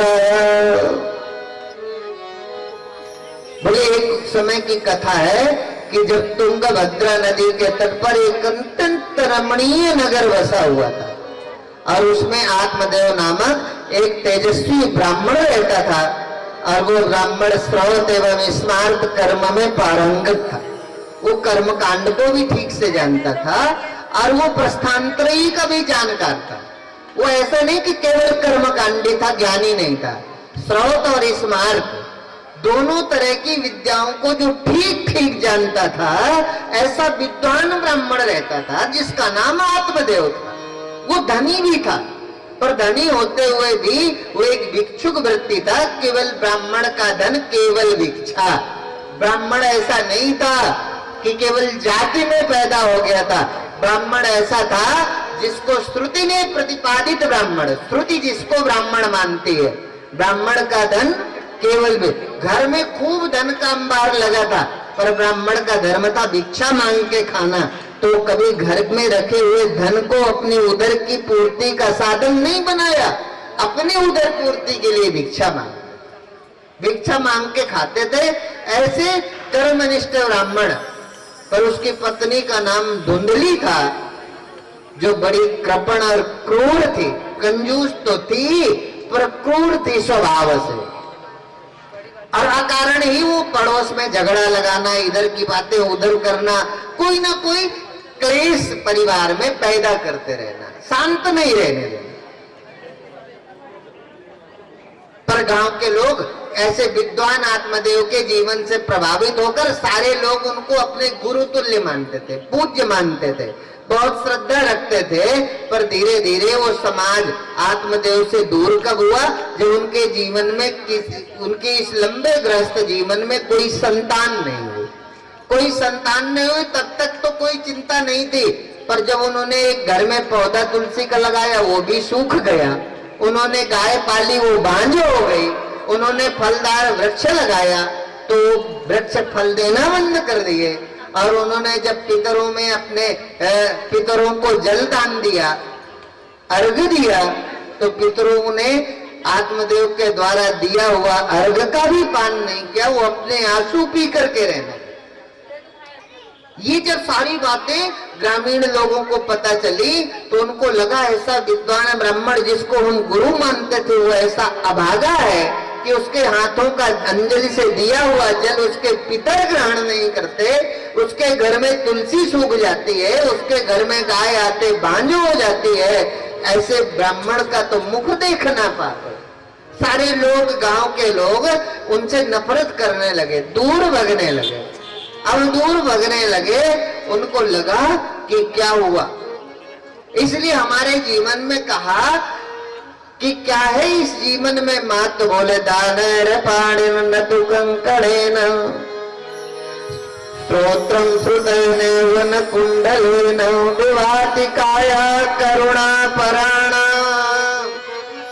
परोपकारेण न चंदनेन। अर्थात दानेन पारेण न तो कंकड़ेन। जिन हाथों की शोभा, सुंदर सुंदर ब्रेसलेट कंगन पहन के हम देखते हैं ना कि हाथ सुंदर तो लग रहा है, कहते इससे कोई हाथों की सुंदरता नहीं है। हाथों की सुंदरता है किसी दीन की सहायता करना, हाथों की सुंदरता है दान में, हाथों की सुंदरता है किसी वृद्ध की सेवा में, हाथों की सुंदरता है किसी असहाय की सहायता में खड़े हों आपके हाथ। ये हाथों की सौंदर्यता है। हाथों की सौंदर्यता केवल हाथ के कुंडलों से नहीं है। कंकड़ेन स्तोत्रम श्रुतेन न कुंडलेन। कानों की सुंदरता केवल सुंदर सुंदर सोने के और हीरे के कुंडल पहनने से नहीं है। इन कानों की सुंदरता है भगवान की कथा को श्रवण करने से। विभाति काया करुणा पराण। असल में शरीर उसी का भाग्यशाली है जो दुखियों के लिए जीता है, जो गरीबों के लिए जीता है, जो असहाय की सहायता करता है। केवल माथे में त्रिपुंड लगा लेने का नाम परोपकार नहीं है। परोपकारी तो वो है जो अपने तन मन धन के साथ पिछड़े, शोषित, वंचित समाज को समाज की मूल धारा में खड़ा करने का प्रयत्न करते हैं, उसका नाम परोपकार है। पर आत्मदेव जी को लगा कि मेरे जीवन में जिस परिवार के लिए मैं मरता रहा, जिस गांव के मोह में फंसा रहा, आज गांव के लोगों के द्वारा जब उपेक्षित हुए तो बहुत दुख हुआ। उन्होंने निर्णय कर लिया कि अब इस देह का कोई रखने का मतलब नहीं है, देह विसर्जन के लिए निकले। तो निकले, बोले मुंचा ज्ञानम प्रजारूढ़म बलिष्ठा कर्मणो गति। तो साधु से मिले। साधु जब मिले, मैं कथा का शॉर्ट करता हूं क्योंकि एक निश्चित समय पर कथा पूरी हो। आज गुरुदेव का दर्शन हो, कल बची हुई कथा को ठीक से करेंगे, कल समय से होंगे, श्रमित भी नहीं होंगे। और हम आए और हम अपने इष्ट मित्रों को लेकर, नहीं तो ना आओगे तो टीवी में भी कथा सुन लोगे, पर हम लगातार टीवी में आ नहीं पाते, ठीक है ना। पर कथा सुनना है, सामने सामने का भी अलग होता है ना। तो इसलिए उस वाइब्रेशन के अनंतर जो बैठ करके सुनते हैं उसका एक अपना महत्व होता है। टेलीविजन के सामने बैठकर सुनने का अपना महत्व होता है। जहाँ संत होते हैं, जहाँ भागवत भगवान की प्रतिष्ठा होती है, वो भूमि, वो वसुंधरा तीर्थ हो जाती है। सारी वसुंधरा का नाम तीर्थ तो नहीं रखा ना, पर जहाँ जहाँ साधु जन रहते थे उस जगह का नाम तीर्थ रखा। हरिद्वार, मथुरा, अयोध्या, जहाँ संत है वहाँ तीर्थ हो गया। अर्थात चलते फिरते तीर्थ का नाम साधु है, और एक जगह जहाँ स्थापित हो गए उसका नाम भी तीर्थ है, पर वो भी संतों के निवास से ही तीर्थ की सिद्धि हुई। यदि वहाँ संत न होते तो हरिद्वार कभी तीर्थ न होता, तो कभी न कभी संत रहे। और जहाँ संतों की गिरावट हुई है उसका भी वर्णन है भागवत में, कि अब साधु साधु देखने को नहीं मिलते, ऐसा भी तो भागवत में लिखा है ना। तो कहते हैं पंडित जी ने सोचा अब रहने से कोई मतलब नहीं, पर महात्मा का दर्शन हुआ। महात्मा का दर्शन हुआ। महात्मा ने पूछा, है द्विज तू इतना दुखी क्यों है? द्विज माने जो श्रेष्ठ होते थे, जो समाज को का मार्गदर्शन करते थे, ऐसे इनका नाम ब्राह्मण था। उन्होंने कहा तुम इतना दुखी क्यों हो? बोले मेरे जीवन में ऐसी ऐसी घटना है, पर मुझे कोई दुख नहीं था, पर गांव से भी जब मैं उपेक्षित हो गया अपने ग्रामवासियों से, अब मुझे लगा इस शरीर का। तो संत ने कहा कि तुम कोई बात नहीं, बलिष्ठा कर्मणो गति, ये तो कर्म की गति है। कर्म जैसे किए वो तो भोगना होगा, पर तुम विवेकम तू समासाध्य त्यज संसार वासना। पर प्रारब्ध को भोगते हुए विवेक का सहारा लो, बुद्धि का सहारा लेकर के क्या करो? समासाध्य त्यज संसार वासना। बुद्धि का सहारा लेके संसार की कामनाओं का परित्याग करके भगवान की शरण में जा, जिससे आपके जीवन का धीरे धीरे दुख चला जाएगा। और मुझे पता है सप्त जन्म तो अवधि पुत्रो नैव च नैव च, 7 जन्म तक भी तुम्हें कोई पुत्र का सुख नहीं है। इसलिए पुत्र की कामना का परित्याग करो और विवेक की शरण में आकर के भगवान का स्मरण करो। अब पंडित जी को लगा कि वो महात्मा 7 जन्मों की बता सकता है। यदि मैं जिद कर जाऊं तो ये महात्मा निश्चित रूप से मुझे पुत्र भी दे सकता है। ये कोई शक्तिशाली महात्मा है, ये निश्चित रूप से भगवान के साथ गहरा तादात्म्य होगा। वो 7 जन्मों की बता रहा है। जिद कर गए आत्मदेव। आत्मदेव जी कहने लगे देखो महात्मा जी बहुत उपदेश मत करो, कामना प्रबल हो ना तो उपदेश अच्छा नहीं लगता। कामना प्रबल हो तो उपदेश, तो क्या कहने लगे? पुत्रादि सुखहीनोयम संन्यासा शुष्क एव हि गृहस्था सरसो लोके पुत्र पौत्र समन्विता। वो महात्मा जी से कहने लगे आत्मदेव जी जो आप बता रहे हो मुझे सब कुछ पता है, पर मैं जो आपसे कह रहा हूँ पुत्रादि सुखहीनोयम, बिना पुत्र के इस जीवन में कोई सुख है क्या? बाबा बन जाओ, बाबा बन के मैं करूंगा क्या? ये बताओ। सन्यासा शुष्के हुई, बाबा बन के अकेले ठूठ की तरह घूमते रहो, इसमें कोई सुख है क्या? सुख तो परिवार में है, इसलिए मुझे पुत्र दे दो। गृहस्था सरसों लोके, ये गृहस्थ आश्रम है जो बहुत सरस है, जहाँ रस ही रस है, जहाँ पुत्र है, पौत्र है, पुत्र वधू है, ठीक है ना, पौत्रीय है, उनके साथ रहूंगा, आनंद से रहूंगा। मुझे ये नहीं देते हो तो मैं आपके सामने ही आत्महत्या करूं। अब महात्मा जी को लगा अच्छे फंसे। अब महात्मा के सामने यदि ये आत्महत्या कर लेता तो आगे आने वाले समय में कोई रोटी देगा भी महात्मा को कि नहीं देगा। तो महात्मा जीवन का संरक्षण हो। महात्मा जी ने सोचा चलो अब इसके जीवन में दुख ही है और इसको समझाने पर समझ नहीं आया तो झोली में पड़ा हुआ फल निकाला और बोले ले जाओ अपनी पत्नी को खिला दो। पत्या पृष्ठम फलम भुक्तम भुक्तम चेति तयोनितम।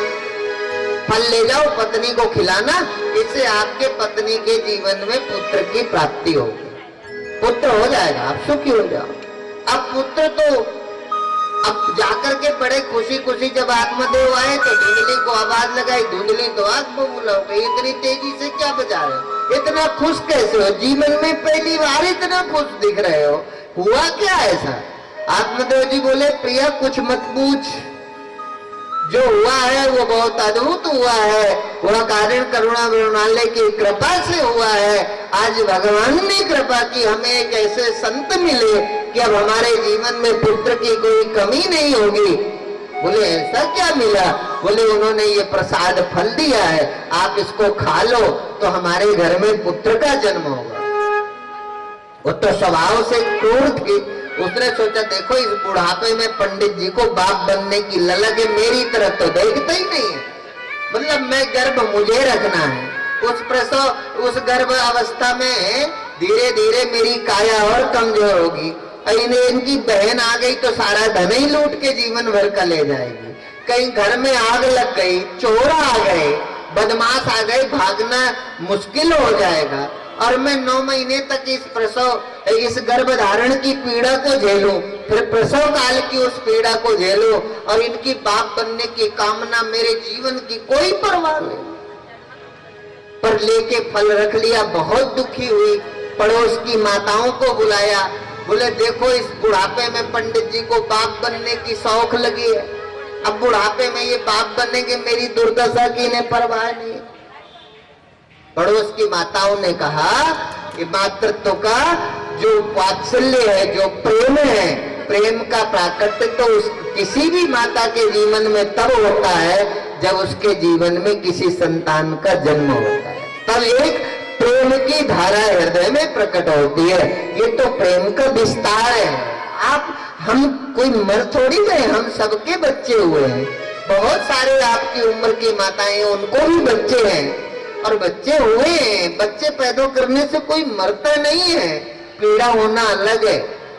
पर समझाया, पर धुंधली को समझ नहीं आया। अकस्मात बहन उनके घर आई तो सारे पड़ोस की माताएं जब गई, बहन से कहा बहन ये तो बहुत उल्टा सीधा विचार करने लगे आपके जीजा जी, परेशान हो गई। तो कहने लगी कोई बात नहीं है, यदि ऐसा है तो मेरे घर में खाने को नहीं है, संतान की भरमार है, अभी एक और मेरा गर्भ है, अभी 5-5, 7-7 बच्चे पहले से हैं, खाने को घर में नहीं है, पर यदि आप थोड़ा सा भी धन मेरे को दे दोगे तो मेरे पति लोलुप है, लोभी है, और थोड़ा सा धन दे दोगे तो हमारी सारी योजना सब। बोले क्या योजना होगी? बोले ऐसा होगा कि आप कह देना मैंने फल खा लिया है और मेरे बच्चा पैदा होगा, बच्चा पैदा होते मैं सारे नगर वासियों को बता दूंगी पैदा होते मर गया।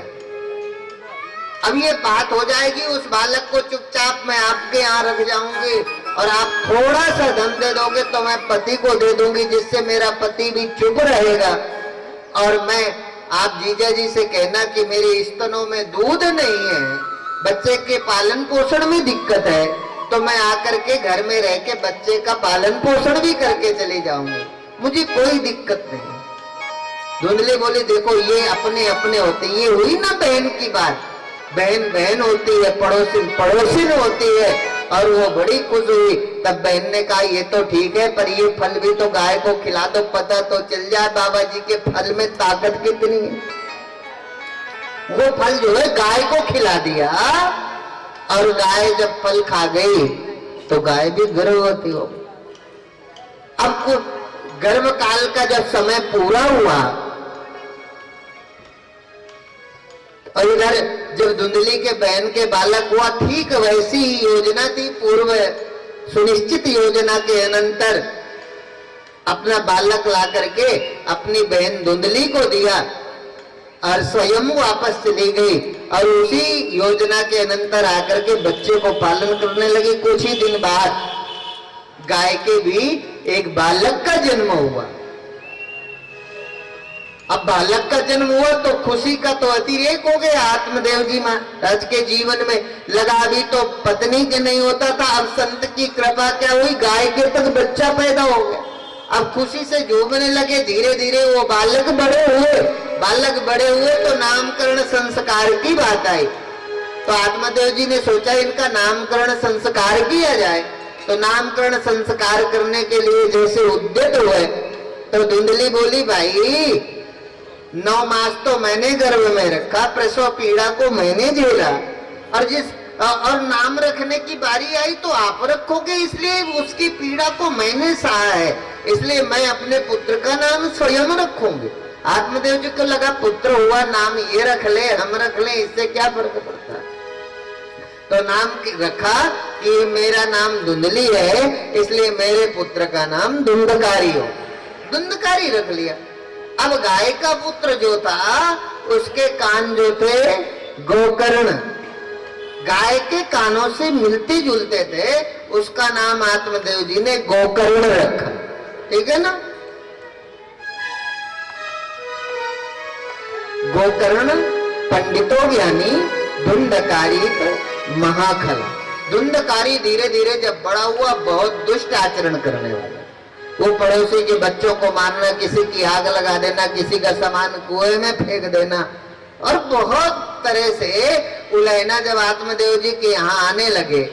पर गोकर्ण पंडितों ज्ञानी, गोकर्ण जो था वो शुरू से पांडित्य आचरण से अभिभूत जीवन था, वो भगवान की साधना में लगे हैं। और इधर धुंधकारी अन्याय अत्याचार जो आत्मदेव जी के जीवन को प्रिय नहीं था, वो दुखी होकर के एक दिन अपने ही घर में रुदन करने लगे। रो रहे थे, बैठे हुए अश्रुपात हो रहा था।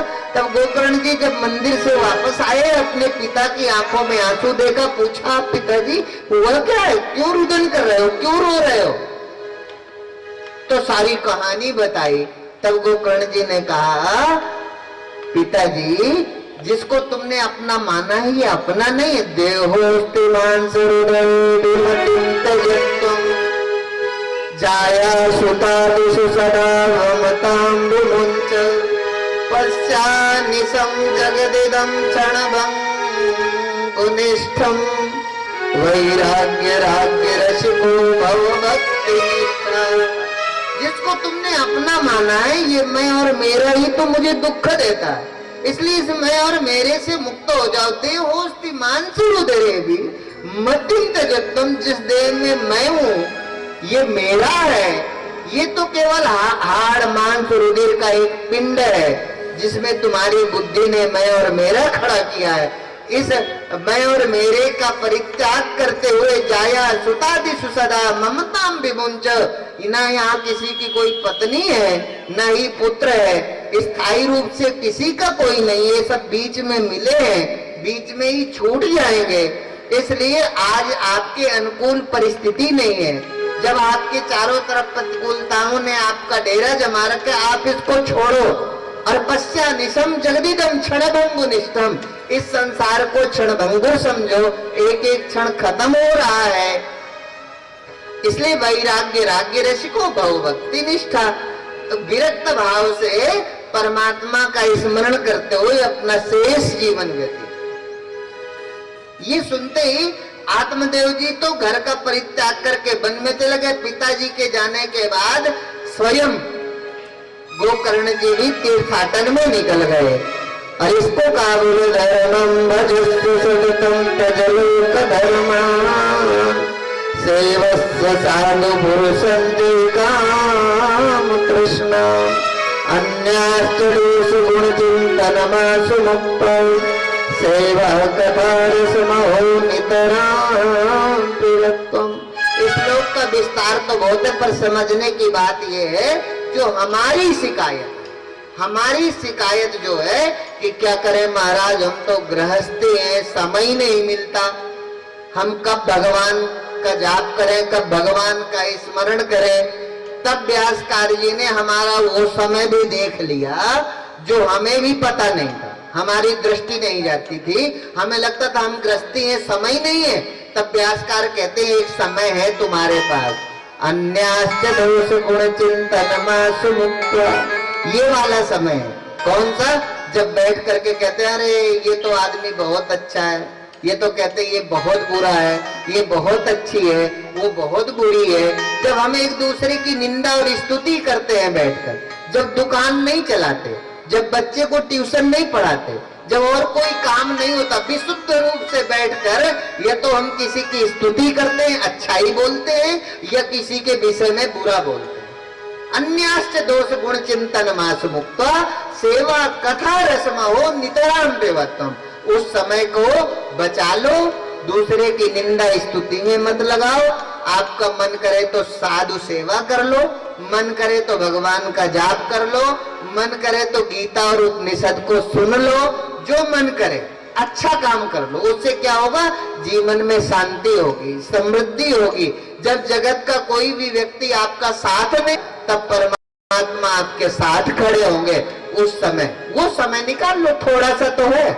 अच्छा ये समय बता दो ईमानदारी से, कथा पंडाल में बैठे हो, आपके दिन भर में कोई 24 घंटे में एक टाइम तो आता होगा ना, 10 मिनट आता है, 20 मिनट आता है, 5 मिनट आता है, पर एक समय जरूर आता है। आप ध्यान देना आज से कि वो कौन सा समय है जब दूसरे की प्रशंसा में, निंदा में निकलता है।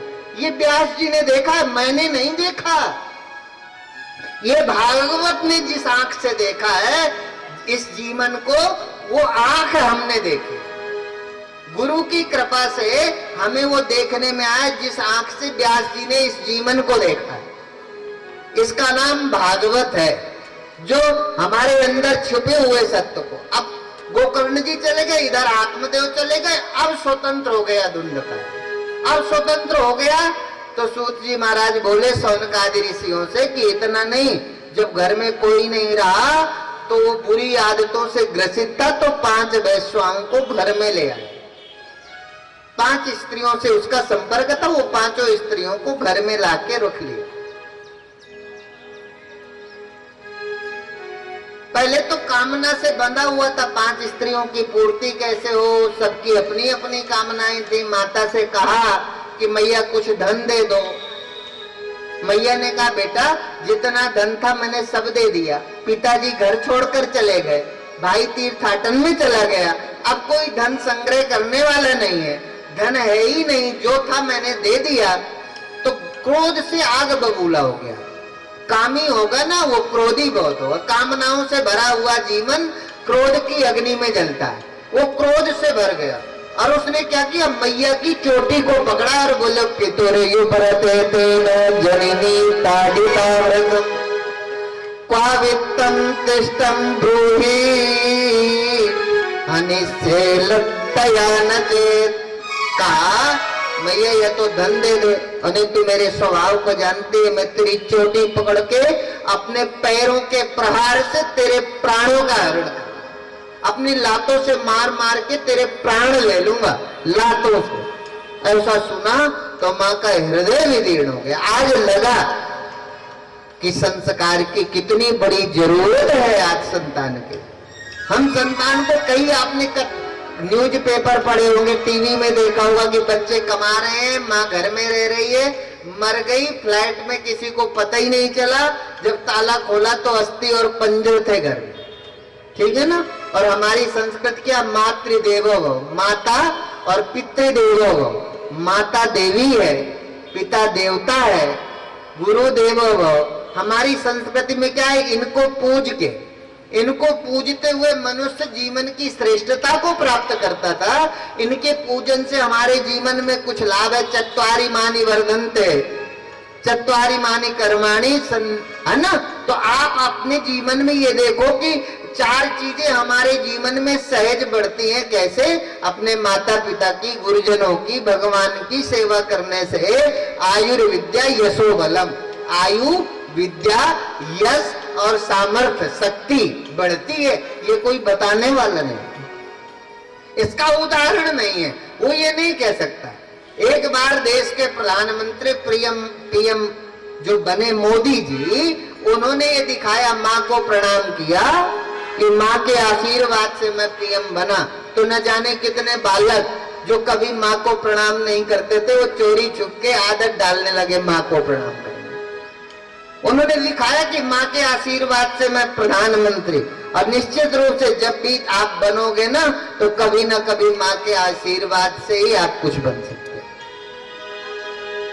तो कहते हैं माँ ने देखा कि अब ये तो मुझे को लातों से मारेगा, तो चुपचाप धुंधकारी जब इधर उधर हुआ, तो रात्रि के मध्याह्न में धुंधली निकली और कुआं में कूद करके आत्महत्या, खत्म हो गई। अब धुंधली मरी तो धुंधकारी सबको साथ घर ले आया, जिनके साथ वो जुड़ा था उन सभी महिलाओं को घर ला करके रख लिया। अब घर ला करके रख लिया, पर उनकी कामनाएं इतनी थी कि उसकी पूर्ति कैसे होती, घर में कोई धन तो था नहीं। तो उन्होंने कहा बहुत दिन हम आपके साथ नहीं रह सकते, ये तो हमारी कामना की पूर्ति करो, नहीं तो हम छोड़ के गए। अब धुंधकारी ने चोरी करना प्रारंभ किया, और चोरी के लिए निकला तो किसी राज खजाने में बड़ा हाथ लगा, ढेर सारे हीरे जवाहरात पोटली में बांध करके घर वापस आया। जब पोटली धन से भरी हुई पोटली को उन 5 स्त्रियों ने खोल करके देखा, तो उनकी तो आंखें चौंधिया गई। उन्होंने सोचा इतना बड़ा धन किसी व्यक्ति का तो हो नहीं सकता, राजा का धन है। और राजा के सिपाही ढूंढते ढूंढते कदाचित धुंधकारी उनके हाथ लग गया और पकड़ा गया। तो धुंधकारी को तो फांसी होगी, साथ में हमें भी मार दो। अब वो पांचों मिलकर के विचार करने लगी कि अब हम क्या करें, कैसे बचें। धुंधकारी जिंदा है, तभी तक हम जिंदा हैं। जिस दिन धुंधकारी पकड़ में आया तो धुंधकारी भी मरेगा और हमें भी मरवा दे। अब पांचों ने सलाह की, न रहेगी बांस न बजेगी बांसुरी। यदि धुंधकारी होगा नहीं तो राजा के सिपाही चोर को पकड़ेंगे कैसे? चोर जिंदा होगा तो पकड़ में आएगा, इसलिए अपन चोर को ही खत्म कर दें तो सदा के लिए बच सकते हैं, धन भी हो जाएगा और चोर भी खत्म हो गया, अपन आराम से रहेंगे। अब ये निर्णय जब आपस में कर लिया पांचों ने, पर हिम्मत किसकी पड़े, तो विचार करने लगे जब धुंधकारी चारपाई में लेट के सो जाएगा उस समय हम अपने इस योजना को अंजाम दें। अब वो धुंधकारी जब सो गया तो सोए हुए धुंधकारी को चारपाई में धीरे धीरे करके बांध दिया। अब बांधने के बाद उसको मारने का प्रयत्न करने लगी, मुख को दबाया, नाक को दबाया। जब किसी तरह से धुंधकारी नहीं मरा तो परेशान हो गई वो पांचों माताएं। और वो पांचों महिलाएं जब परेशान होकर के सोची यदि अब ये बच गया तो हमें मार देगा, अब कैसे भी इसको मारना चाहिए। तो सामने वो तापने के लिए कोड़ा जल रहा था, चूल्हा भट्टी जल रही थी, तो उसके कोयले के अंगारे निकाले, चैला निकाला, उसके मुख में ठूस दिया, जलते हुए अंगारे उसके मुख में भर दिया। तब व्यासकार भगवान लिखते हैं, तप्तांगर समूहाश्च तन मुखे ही विचिक्षुभु अग्नि ज्वालाति दुःखेन व्याकुलो निधनं गता तम देहं मम चुर्वते साहसिका। अर्थात जलती हुई आग के अंगारे जब मुख में डाले तो तड़पता हुआ अपनी देह को छोड़ा। अब धुंधकारी मर तो गया, पर मरा तो बुरे कर्मों से प्रेत योनि को प्राप्त हो। और प्रेत योनि को प्राप्त होने के बाद, और यह खबर जब गोकर्ण जी को पता चली तीर्थ में, तो उन्होंने गया श्राद्ध आदि करके, उसने सोचा गया श्राद्ध हमारे यहाँ संस्कृति में थे कि जो मर जाते थे गया श्राद्ध करते थे तो ये होता था मुक्त हो गया, वो प्रेत योनि में होगा, कहीं भी होगा, मुक्त हो जाएगा। पर ऐसा हुआ नहीं।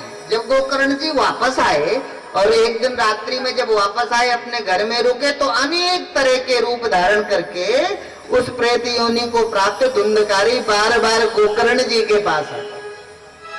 गोकर्ण जी पूछते, पर उसका वाक पटुता नहीं थी, बोल नहीं सकता था, पर कभी भेड़ के रूप में, कभी बकरे के रूप में, कभी अन्य अन्य रूप में दिखाई देता।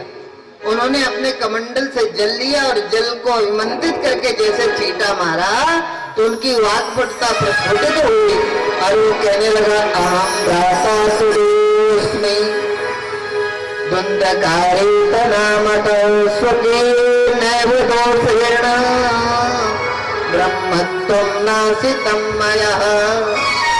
तब जोर से बोला रोते हुए कि भैया मैं कोई भेड़ बकरी नहीं हूं, मैं आपका भाई धुंधकारी हूं और मेरे बुरे कर्मों के परिणाम ने मुझे प्रेत योनि में भेजा है।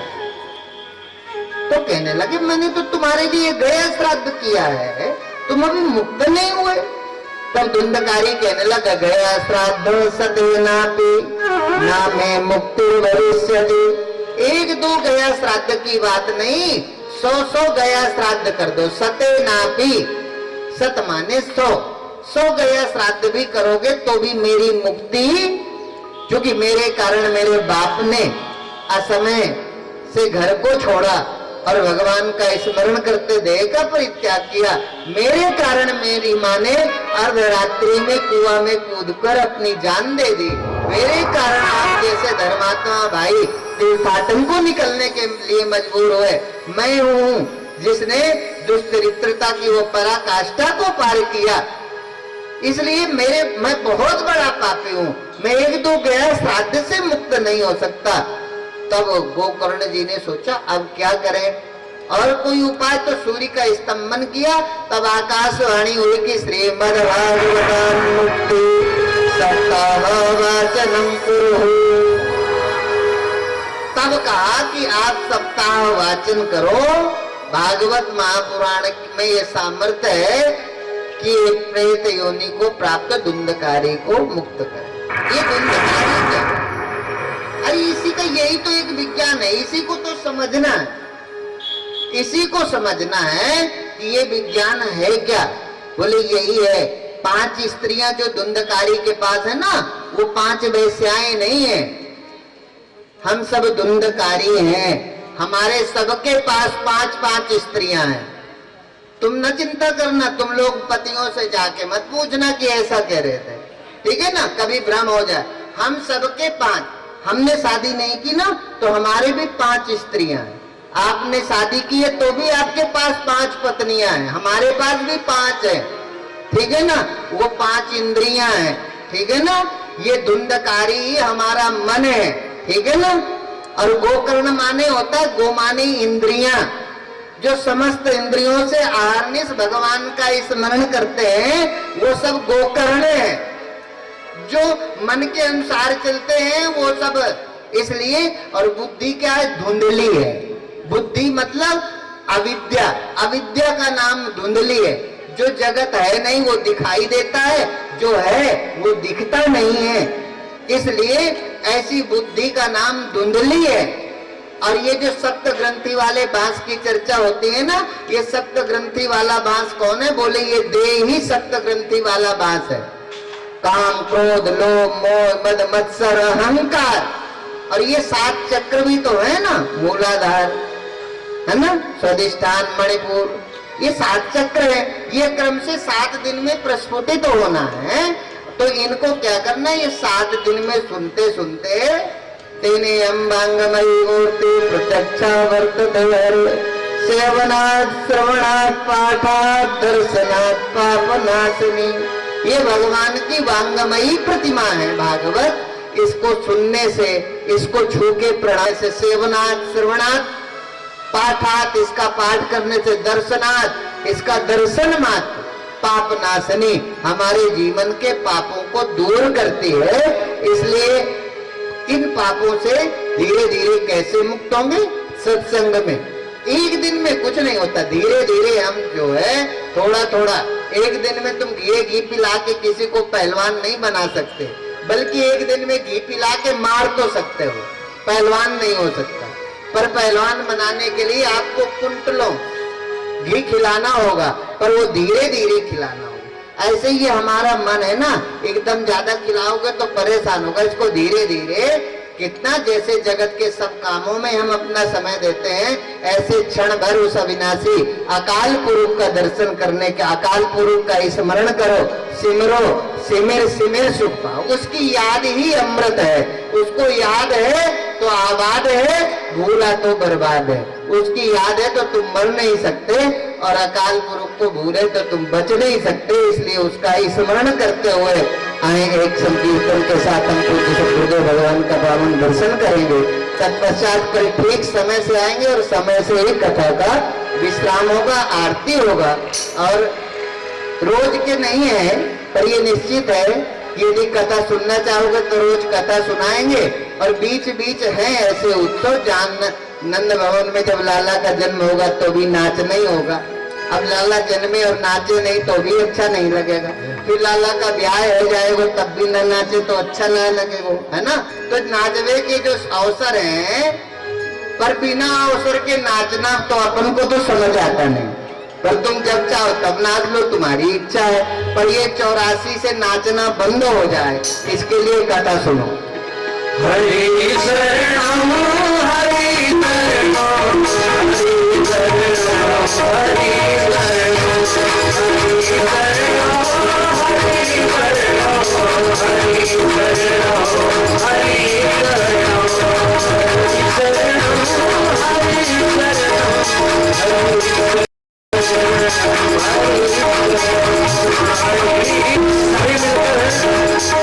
जिस प्रकार हमारे सदगुरुदेव ने बताया है,